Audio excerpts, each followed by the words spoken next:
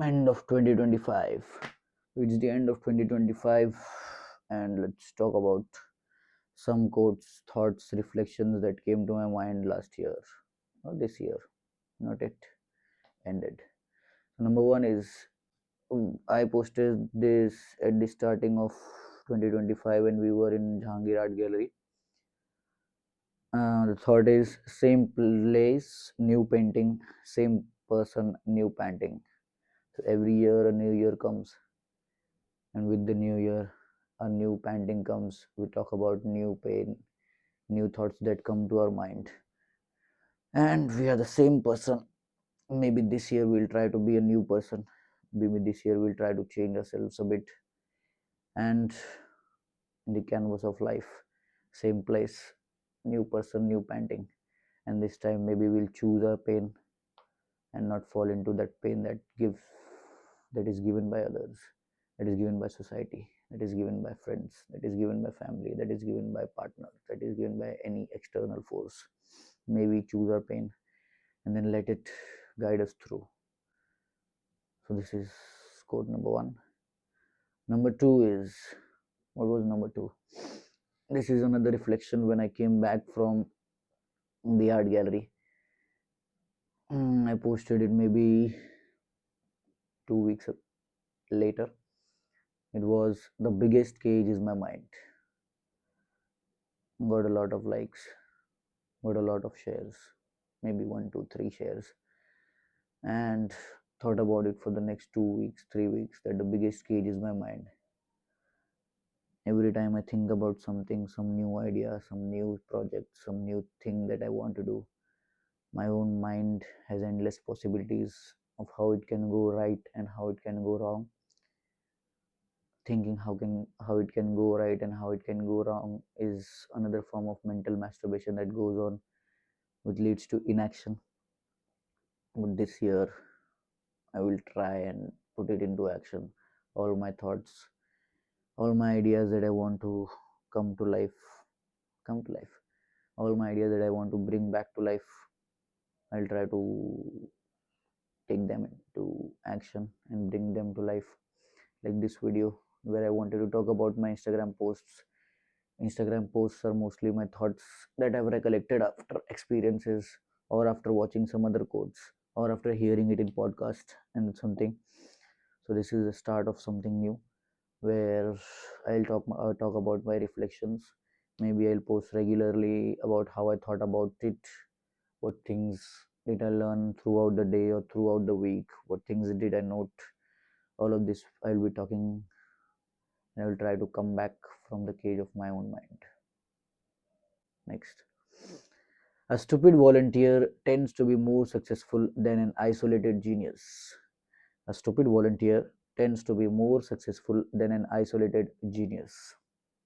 This is an interpretation from another quote that I saw in a podcast when some person was saying people who take action will beat the people who are smart or so called intelligent, intellectual, but don't do anything.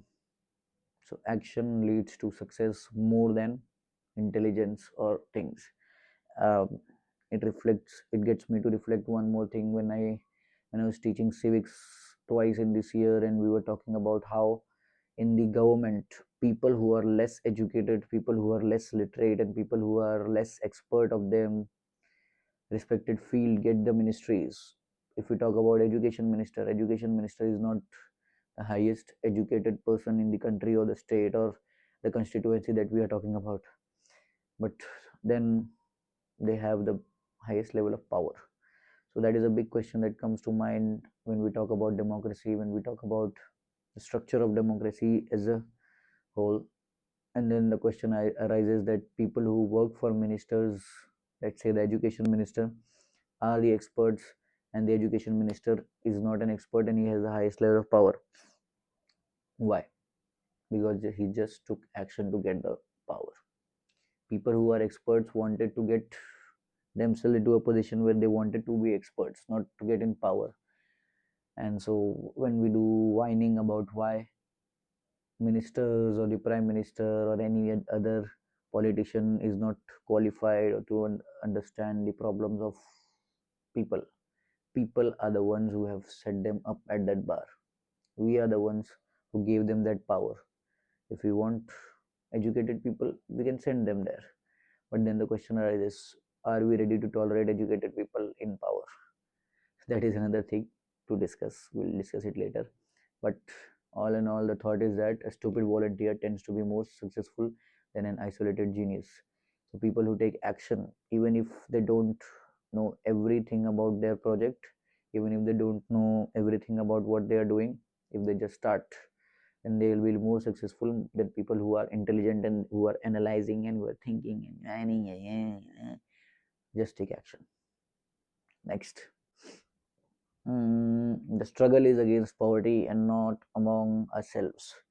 This quote I've come across every few months, and then I think about competition, the bad competition, bad, not that bad, the competition that we keep among ourselves, the competition that we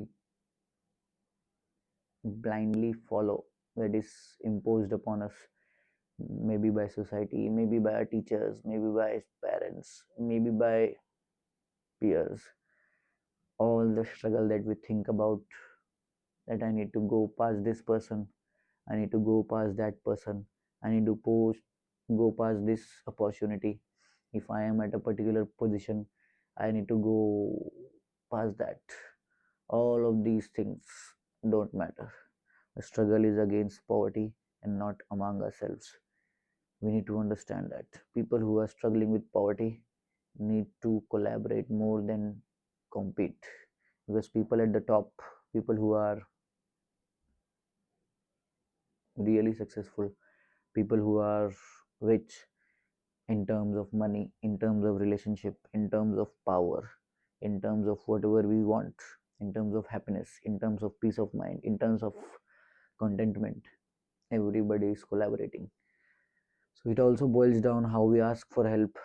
When we talk about competition in schools and during exams, I only teach students and I only keep an eye on them that nobody will cheat and nobody will ask for help anything. But that is just another way to keep you away from collaboration. Collaboration is when we go on to do some projects, and exams are not projects. That is also a justification. When we are doing projects, when we are doing something that builds substance, when you are doing, let's say you are making just a poster with a group of five of your friends, then also you need collaboration. You can't say I'll do this and you do this and you do this and you do this. Something will be there where you will not be sufficient and you need to ask for help. So ask for help, and remember, the struggle is against poverty and not among ourselves. Oftentimes in my life, or in when I see students, I see them, people tend to compete with their friends more than collaborating. So this is a thing that we need to understand. The more we help ourselves to grow, the more we grow ourselves.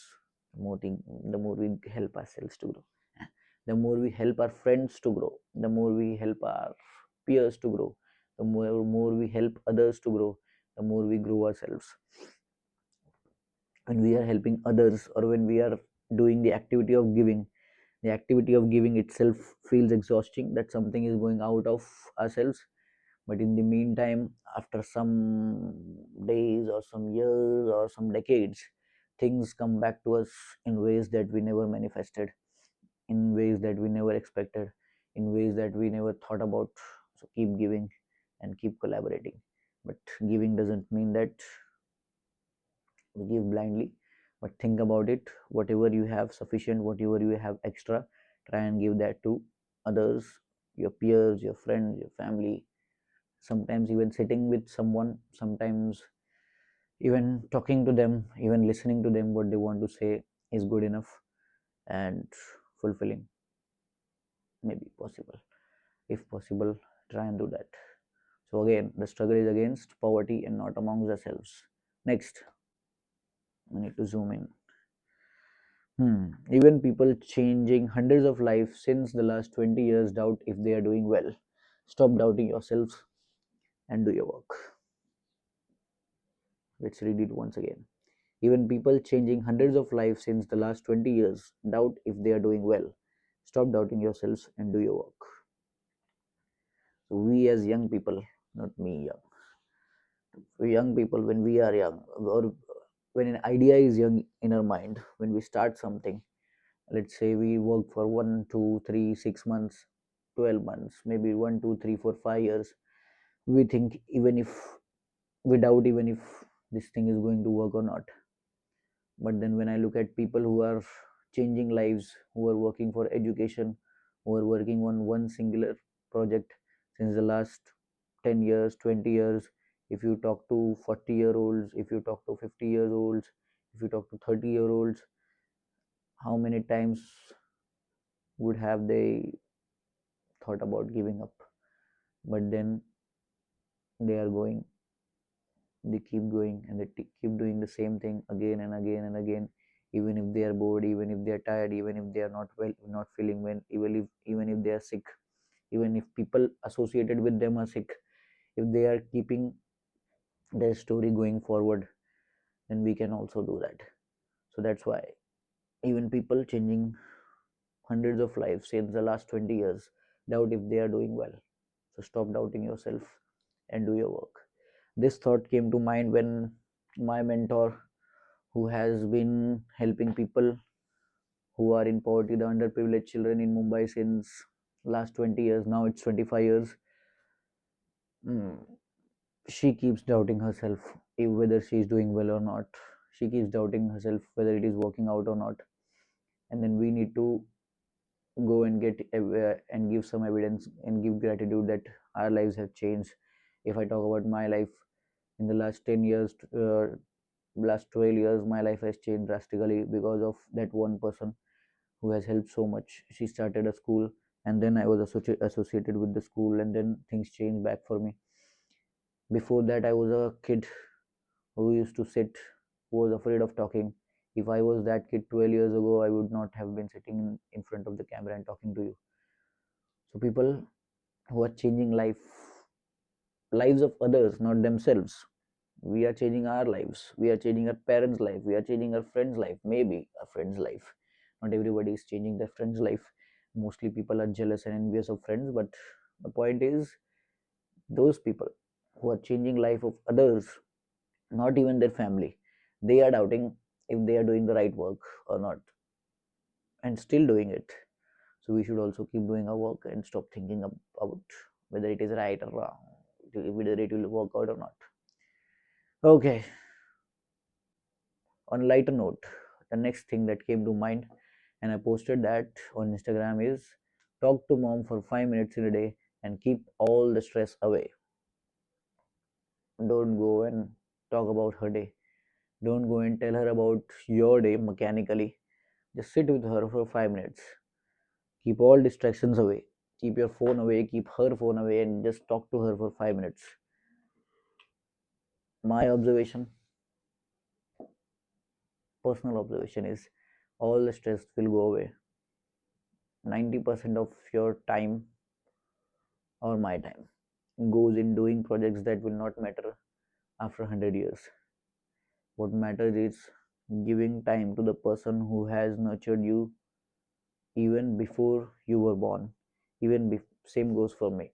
Spending time with the person who nurtured us even before we were born, 9 months. She kept us with her, and also we are a part of her. So when we go back to our parents, when we go back to mom, and simply sit with her for 5 minutes, simply we get all of our stress away. Okay, next, everything can be justified. Efforts, excuses, leisure, dedication, everything can be justified. Nothing to say more on this. Let's tap into one or two or three things that are said by the society, things that we think would be said by the society. Maybe they will say, maybe they'll not say. If we take efforts, that can also be justified. People say, oh, efforts. People are taking efforts. If we give excuses, that can also be justified. Yeah, I got late because I woke up late. I woke up late because I slept late. I slept late because I was doing this work, that work, da da da. Efforts can be justified, excuses can be justified. Number three, leisure can be justified. People, people, not people, I will talk about myself. When I look back 10 years down the line, I have worked a bit, and sometimes in my mind it comes that I've not worked a bit, I've worked a lot. So that keeps me in the, in Hindi we say kaid. It keeps me into the jail of leisure and excuses that why do we need to work so hard? Why do we need to put things into stress? Why do we need to do this? We need to do that. Just chill because we have worked so hard, and now life is a bit easy. So why not be lazy? So leisure can also be justified. Number four, dedication. Opposite of leisure, somewhat opposite of leisure is dedication. If we are dedicated, if I am dedicated, then it can also be justified that whatever we did for the last 5 years, 10 years, 15 years, doesn't matter. What matters is we need to go forward. We need to go forward really fast, and we need to be dedicated to our next goal. So what's my goal for the next 5 years? What's my goal for the next 1 year? What's my goal for the next 1 month? What's my goal for today? Now it's 4:33 almost in the morning. What's my goal for today? So if dedication is there, it can also be justified. There are 100 justifications for everything. So everything can be justified. If we give efforts, it can be justified. If we give excuses, it can be justified. If we give leisure. If we embrace leisure, it can be justified. If we averse leisure, it can also be justified. If we are dedicated, it can also be justified. So every single thing can be justified. Next, what's next? If you can't exercise, just jump 100 times a day. This is from Beneath Fitness Center. If ever I want to start a fitness center, this would be my go to line, and this would get me out of my clients also. But this is my observation, and this is a quote from one Instagram reel that I saw, that I was scrolling, and then I came across this reel where this lady was saying that if you can't exercise, just start by just jumping 100 times a day, and that it stimulates the body. It keeps the body in movement. Maybe full body is activated, and when we jump, we feel good also. So if you can't exercise, just jump 100 times a day. Simple. No need to have any equipment, no need to have anything at home, no need for sophisticated routines, no need to have alarms. If you have a 5-minute break, go where, if you are shy, go where nobody's watching and jump 100 times. That's all. If you are not shy, if you are extrovert, let's say social, you you don't care what others think about you, very good. Whenever you get time, jump 100 times a day. That's all. 100 times a day, 100 times in a day, not 100 times a day, 100 times in a day. Next, sit at a table where fools discuss foolish things, and soon you'll be one of them. Sit at a table where fools discuss foolish things, and soon you'll be one of them.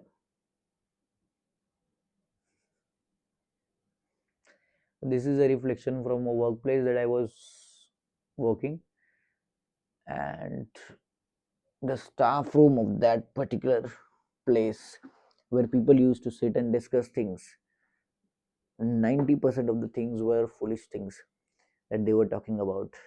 And my personal upbringing as a working person, not as a child, my personal upbringing as a child is very different, and my upbringing as a working person is very different. So as a working person, my upbringing is that you never sit idle and you never gossip. And this time, this workplace where I went to, that workplace, 90% of the people that I was working with, colleagues and all, they were all busy discussing foolish things. And then one week, the first week, it was fun. I did nothing in my idle time. Otherwise, I was working. Second week, same. Third week, same. And fourth week, I observed that staying in this circle will put me out of my natural working flow, which is never sit idle. If in that circle, if I was working when I had so-called free time, then I was considered a fool. But then, as far as my upbringing as a working professional is there, if you sit idle and you discuss about people, then slowly you are taking your working energy out of yourself. So that is why this thought came to mind, that if I sit at a table where fools discuss foolish shit, soon I'll be one of them. So that's why I came out of that thing. And mostly now I am working there, but not with them. When I am sitting idle, maybe I'm writing something, maybe I'm with the kids, maybe I'm with the team leader discussing other things. But those things are there which will help me to get my upper hand when I want something.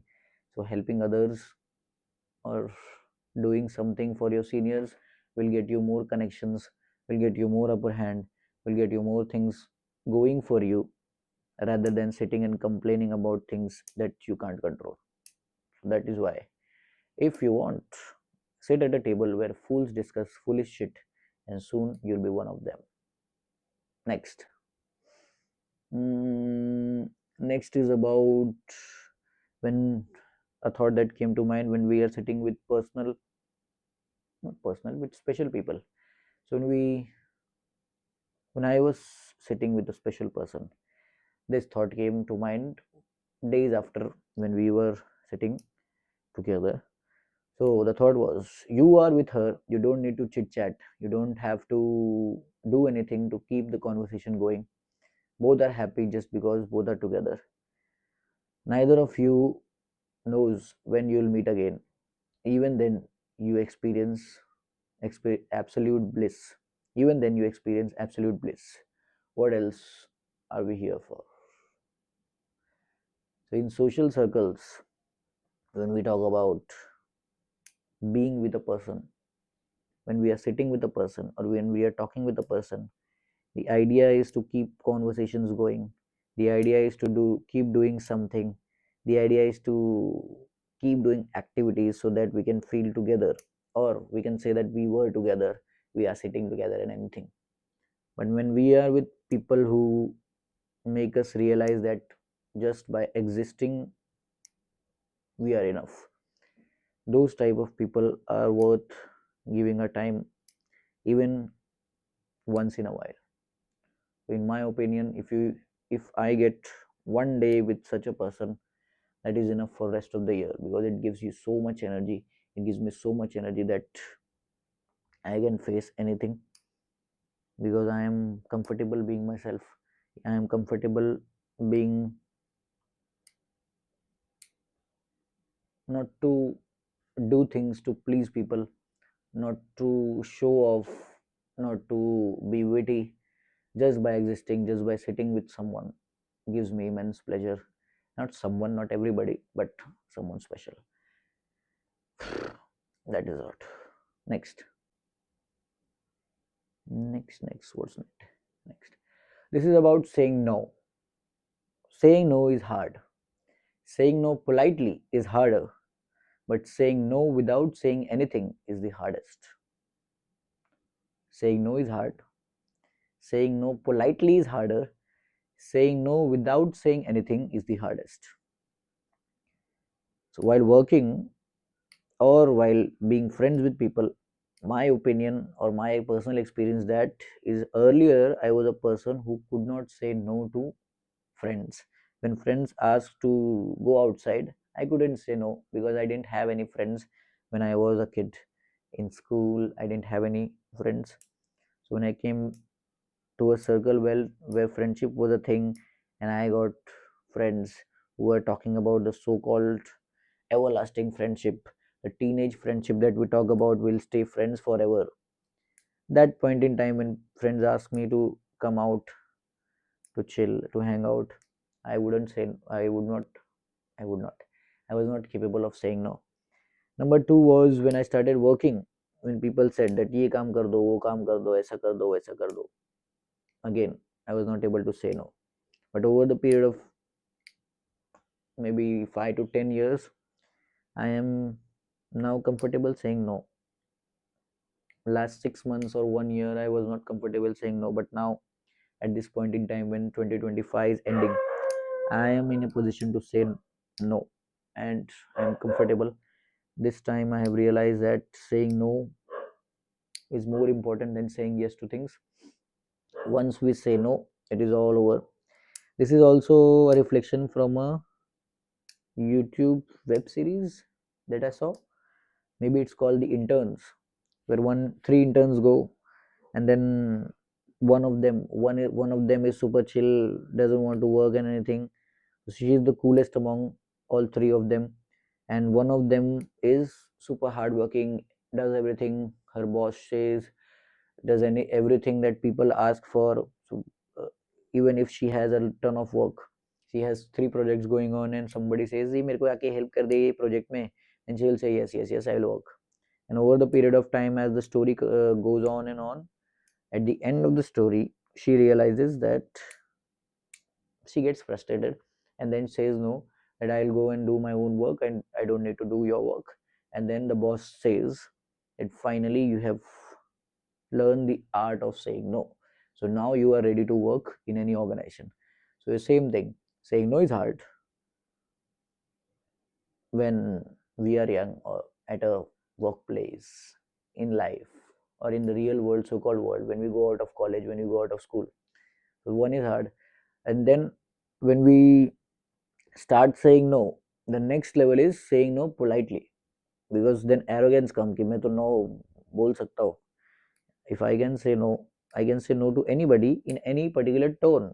But that is not the case. You can lose your job, you can lose your friendship, you can lose your relationship, you can lose anything while saying no. But saying no politely, when we say no politely, that is a different art. Friends who are girls, they are very good, at saying no politely. Just give a polite excuse. Even in ninth or 8th standard SSC board and CBSE board, there is a story called the stone soup, where one traveler comes by, and then he asks for food and a place to rest that night. Then before the traveler comes, all of the people in the village, they are talking about guests, how guests are unwanted. So all those unwanted guests, one lady says that you just give a polite excuse and that's all. So saying no politely is the next level. How we say no politely, doesn't matter who is in front of you, doesn't matter how angry you are, but saying no politely is the next step, which is harder. And number 3 is subtle language with body language. Saying no without saying anything is the hardest. If you can do something where you can signal that don't come near me or don't ask me, that is super brutal, and in my opinion, that's super cool. Why?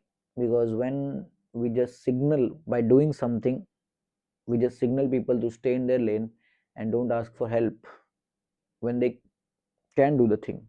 Because mostly in these people that we are talking about are people who can do the work but are lazy, or they have something in their mind that मैं तो इतना बड़ा है तो मैं ये काम थोड़ी करेगा, दूसरे से करवाएगा. That type of people, we need to signal that you go and pick someone else. We are not here to give our energy to you. So saying no without saying anything, just by body language or just by doing something, just by minding our own business, that is the hardest. Next. People who can convert loopholes into opportunities may turn challenges into advantages. Mostly every workplace that a youngster goes, or mostly every new person that we meet, have problems. All these problems, if we look at things in a particular way, we can find loopholes where we can exploit the loopholes, and then we can find out opportunities, and then we can capitalize on them. If we look at businessmen, all businesswomen thought about a thing, observed a thing, observed an activity, found out loopholes, and then filled those loopholes, and then made money out of that. That is simple. At workplaces, people who are very fast at finding out loopholes in the system, they can crack how to get out of the system, and then they can crack how to have the upper hand. They can crack how to get things done that they want. So loopholes, if you are good at loopholes, if not loopholes, if you are good at finding loopholes, if you have that observation skills, then you can change challenges into your advantages. Maybe for people outside it may look like a challenge, but for you it is an unfair advantage that you can follow. So that is a skill to develop. If you have that art of observation, which can be developed, then you can have advantages in your life, in your family life, in your friendships, in your relationships, at your workplace, in your inner personal growth. So always remember, people who can convert loopholes into opportunities may turn challenges into advantages. Next. That imaginary audience in your head is going nowhere. Do what you want to do. People always have something to say. Always when we got to start some new project, always when we motivate ourselves or we want inspiration to keep going, somewhere inside us there is an audience that is chattering. Somewhere inside us there is an audience that is murmuring. Somewhere inside there is an audience that is rotting us out of our own actions, saying that nahi nahi jane do, mat karo. So all of these audiences that we have in our mind, imaginary, so-called imaginary audiences, doesn't exist in the real world. They are going nowhere. So just need to put our head down and do whatever you want to do. Everything can be justified. We go back to the thought that we were talking about before. Everything can be justified, and people always have something to say. You do the thing, people will say, oh, you did the thing. These are the loopholes, these are the good points. People who will support you will say acha acha acha hua aapne kiya. People who would not support you would anyways not support you. So we need to stop doing things for people we don't even care about, and looking for appreciation, or what do we call that? I don't remember the word. But we need to stop people pleasing, and we need to stop thinking what will happen when ifs and buts and all. We just need to do our work. So that imaginary audience in our head, whoever that audience might be, maybe friends, what will my friends say, what will my family say, what will my girlfriend say, what will my boyfriend say, what will these four people who are standing on the streets say. Social anxiety will go away once we do the work. Also, I think in my case, thinking about what people will say is also another form of mental masturbation, where I personally take no action, and then keep thinking about what will this person say, what will that person say, what will they think, what will you think, what will I think. And that's why I don't take action. So that's my way of not taking action. But what to do? Leisure. Next, your pursuit to conquer the world is fueled by her every single day. Make sure you take care of her.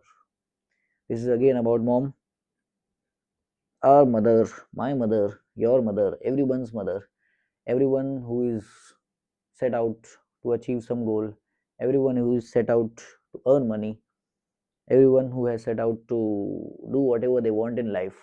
Everything is fueled by her, by her mother, every single day. Who prepares food for her? Herself. Who prepares food for us? She prepares.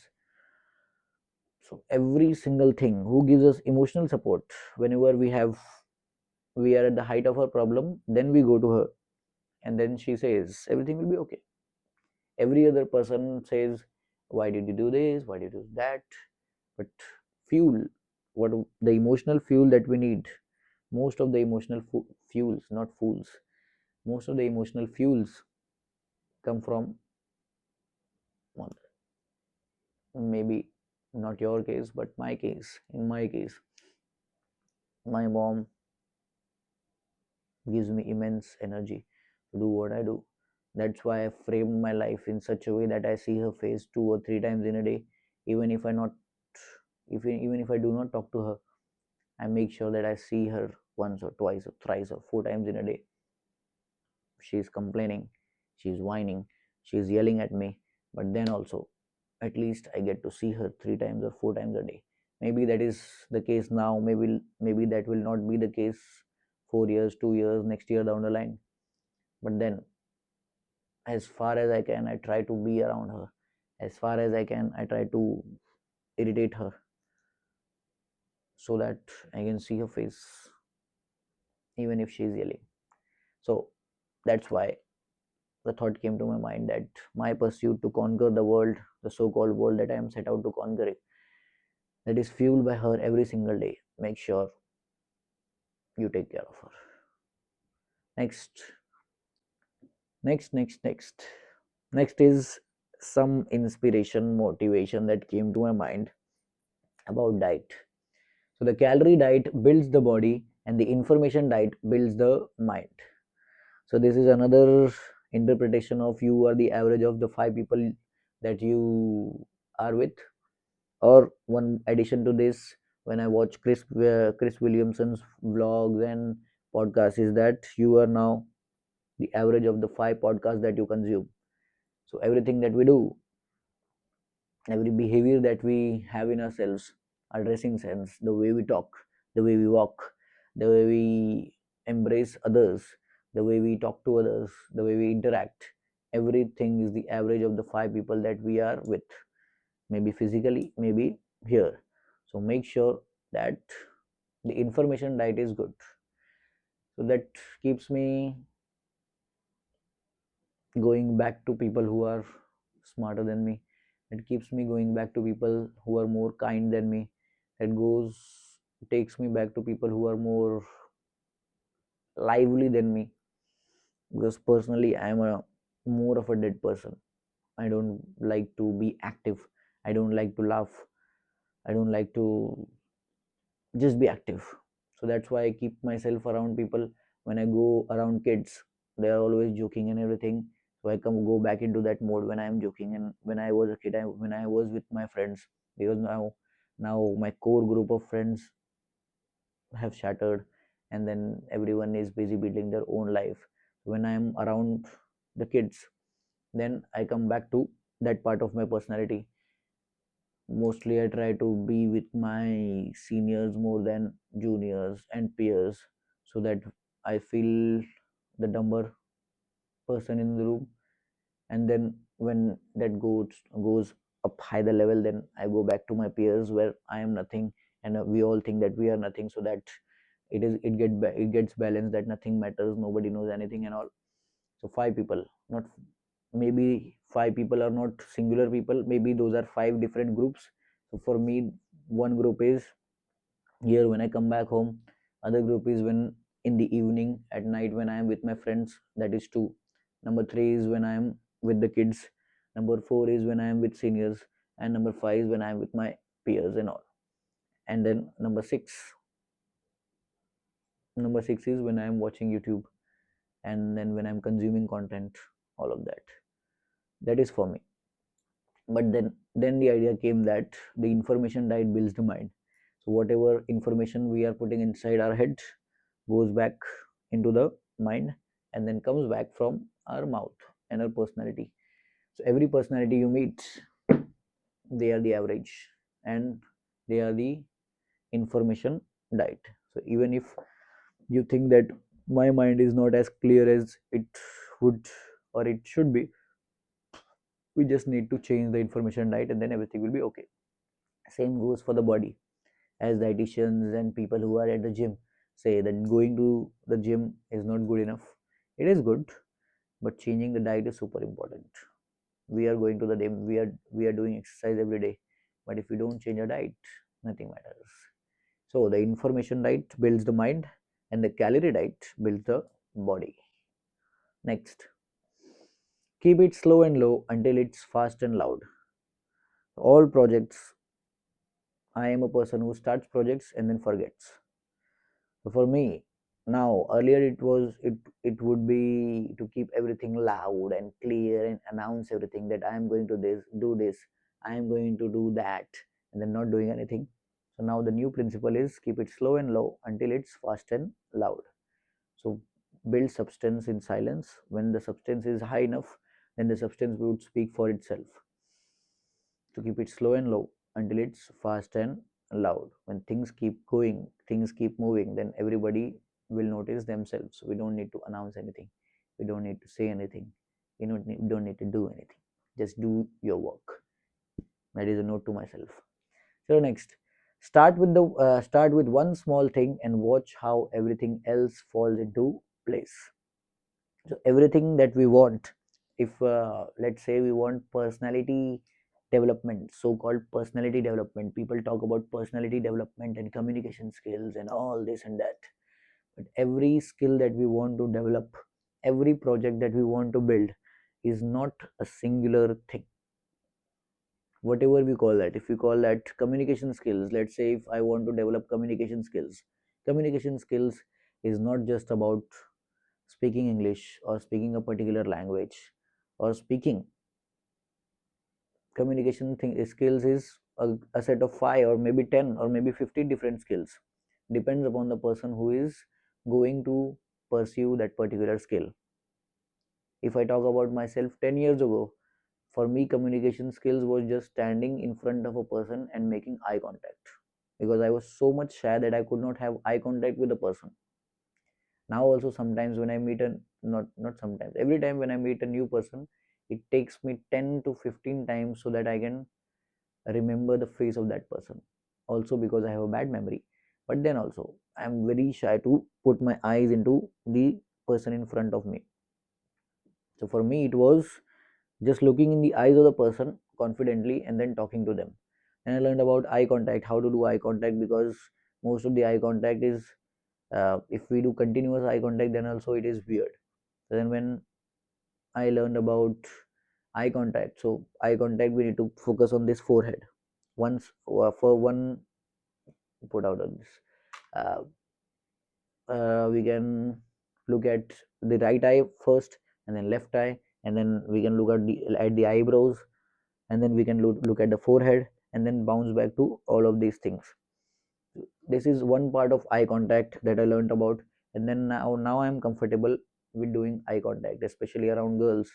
Even if they are elder people, if they were girls, I was super shy looking at ladies, looking at my own cousin sisters and all in the extended family. So that was one part, doing eye contact and then speaking and then talking comfortably and then maintaining a good posture and then walking with people, everything. Many skills that I cannot recall also. All these skills collectively were communication skills to me. So here, if you want to develop a new skill or a new project or a new routine, start with one small thing and then everything will fall into place slowly eventually. Maybe it will take one day, maybe it will take 1 month, maybe it will take 1 year. This particular video that I am recording now, this I was thinking about since 2 3 4 maybe 6 months. And then I saw video or I saw a thread, I don't know, there something equivalent to this thought that I shared. Start with one small thing and watch everything, how everything falls into place. Came that start with one small thing, one small routine where you can build substance and then have confidence that I can do something big, where we have numbers. So then I started using this app where I had to do simple assignments every day, and then they maintained a streak. It's like a Snapchat streak, but we have numbers. So now, as far as today is concerned, I have 433 days of continuous effort where I completed one assignment every single day. Maybe 2 3 4 days I skipped it, but then it is good enough. We get points every time we complete an assignment. We get coins, not coins, we get gems. So every gem, if we have 200 gems, then we can redeem one day. We redeem 200 gems for one day and then get one day of practice back. So like that, now when I have 433 days of substance, it is a small substance. I didn't do anything radical. Now it gives me confidence that I can make videos consistently and I can think about making videos consistently. Earlier, it was a thought in my mind. As the result, I can do it. How can I do it? That was not the case. Now it is the case that I can do it. How can I do it? Then, after thinking about 3 months, I am recording this video. Also, about posting videos, I am not very consistent with posting videos. But the plan that I have in my head is about posting videos consistently. So, if all goes well, then I'll be consistent in posting videos also. So that is the idea, that start with one small thing and watch how everything falls into place. Okay. Next is the skill of knowing what, where, and how to speak is the one of those that help lifelong. The skill that we think about always. Another form of communication skill, knowing what to speak, where to speak, and how to speak. This is the skill that helps lifelong. No need to discuss more on that. What to speak, how to speak, and where to speak. Earlier, I was a person who used to think speaking is important. Earlier, I used to think speaking loudly is important. But then eventually, my mentors and seniors told me speaking loudly is not important. Speaking effectively is important. What we say must resonate with others and must get results. Shouting and being a boss is not important. Getting work done by speaking politely, getting work done by speaking slowly, getting work done by speaking in a slow speed is super important. Earlier, when I used to read, earlier, when I used to speak, I used to be super fast. Reading used to be super fast. As far as myself and my people who were around me are concerned, they used to say, you speak very fast so that we cannot understand. And then slowly, now maybe it is fast or not, but as compared to 1 year or 2 year or 3 years down the line, earlier it was very fast, and people could not understand. So now, uh, as far as I am concerned, how to speak is the pace, speed. When we speak slowly so that people can understand. This I am learning when I am observing Nikhil Kamath, the founder of Zerodha. When I watch his podcast and I watch him speak, he speaks super slow, super fluent, and he speaks, the speed of his speech is super slow. So I'm trying to adapt it from him. I'm trying to steal it from him. But that is my case of how to speak, and where to speak is the thing that we need to figure out lifelong.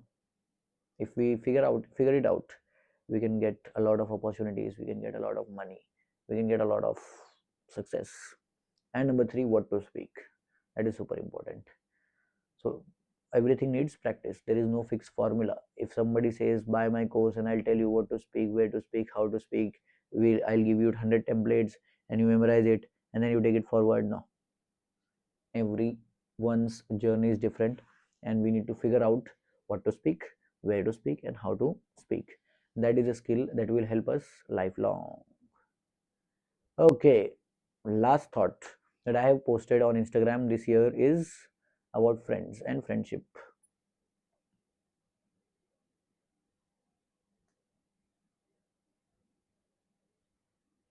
Last thought.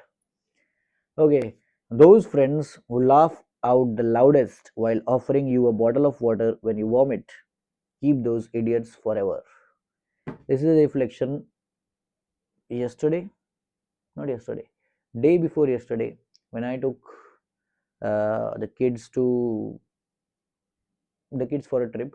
I took the kids for a trip, and then everybody was playing in a park, and then one person among the one kid got vomiting because they were going, uh, maybe it was a merry-go-round or such kind of ride, and then she was vomiting.